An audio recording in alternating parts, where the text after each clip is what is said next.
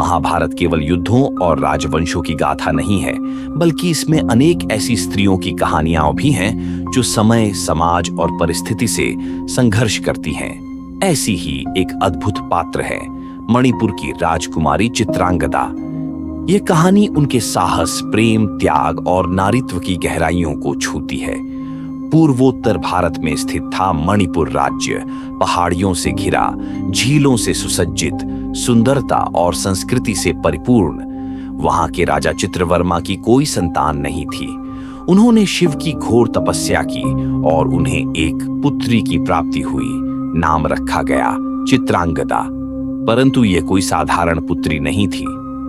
राजा चित्रवर्मा ने प्रतिज्ञा ली थी कि वह अपनी पुत्री को ऐसे प्रशिक्षित करेंगे जैसे वह पुत्र हो, क्योंकि मणिपुर का सिंहासन केवल पुरुष को मिलता था और इसीलिए चित्रांगदा को अस्त्र शस्त्र, घुड़सवारी, युद्ध कला, नीति, व्याकरण, संगीत सभी में दक्ष बनाया गया।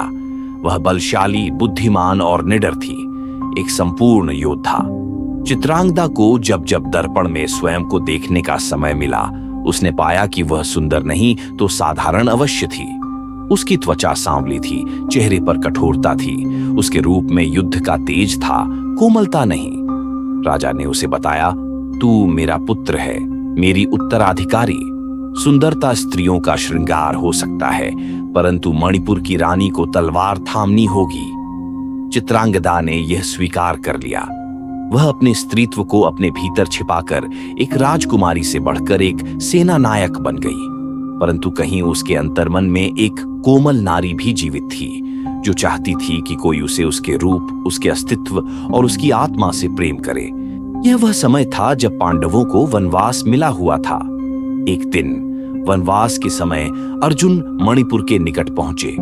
ये वह अर्जुन थे जो अनेक रानियों के स्वामी थे, जिन्होंने द्रौपदी को स्वयंवर में जीता था, जो गांडीव के अपराजित धनुर्धर थे। चित्रांगदा ने पहली बार अर्जुन को देखा।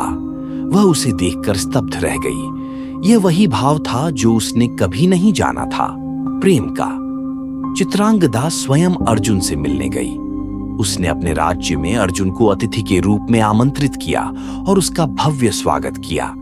अर्जुन चित्रांगदा के शौर्य से प्रभावित हुआ, परंतु वह उसकी स्त्रीत्व से आकर्षित नहीं हुआ। कुछ दिनों के बाद अर्जुन ने राजा चित्रवर्मा से कहा, मैं चित्रांगदा से विवाह करना चाहता हूं। राजा आनंदित हुए, परंतु उन्होंने सच बताया, यह कन्या मेरी संतान नहीं, मेरा उत्तराधिकारी है। विवाह के बाद यदि संतान उत्पन्न होती है, वह मणिपुर का राजा बनेगा, किंतु चित्रांगदा तुम्हारे साथ हस्तिनापुर नहीं जाएगी। अर्जुन ने यह शर्त स्वीकार की, परंतु इस बीच चित्रांगदा ने अर्जुन से एक बात पूछी, क्या तुम मुझसे प्रेम करते हो? अर्जुन बोला, तुम्हारी वीरता से, तुम्हारे चरित्र से प्रभावित हूं। चित्रांगदा ने पूछा, क्या तुम मेरे रूप से भी आकर्षित हो? अर्जुन चुप रह गया। यह मौन चित्रांगदा के हृदय को चीर गया। उसे लगा वह केवल एक योद्धा है, एक पुत्री है, एक उत्तराधिकारी है, परंतु वह स्त्री नहीं है। उसका स्त्रीत्व, उसकी कोमलता, उसका भाव प्रकाश कहीं दब गया था। कुछ समय पूर्व की बात थी जब अर्जुन ने इंद्रलोक में उर्वशी के प्रेम को ठुकरा दिया था। तब उर्वशी ने उसे नपुंसकता का श्राप दिया था। वह श्राप अर्जुन को 1 वर्ष के लिए प्रभावित करने वाला था। अर्जुन ने उसे बाद में अज्ञातवास में बृहन्नला के रूप में उपयोग किया।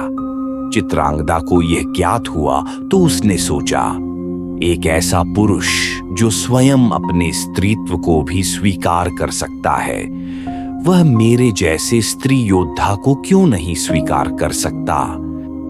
वह भीतर ही भीतर टूट रही थी। एक रात चित्रांगदा एकांत में शिवलिंग के सामने बैठी थी। उसने अपने नारीत्व के लिए, अपने स्त्री स्वरूप के लिए प्रार्थना की, हे देव, मुझे ऐसा रूप दो कि अर्जुन मुझे न केवल सम्मानित करे बल्कि मुझसे प्रेम भी करे। कहा जाता है कि कामदेव और मदनिका ने उसकी प्रार्थना सुनी और उसकी सुंदरता में परिवर्तन आया। उसकी त्वचा दमक उठी, केश लहराने लगे, नयन मोहक हो गए, आवाज मधुर हो गई।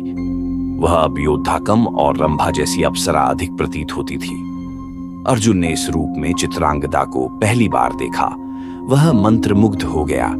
उसे लगा जैसे कोई स्वर्ग की देवी उसके सम्मुख आई हो। उसने चित्रांगदा से पूछा, हे देवी, तुम कौन हो?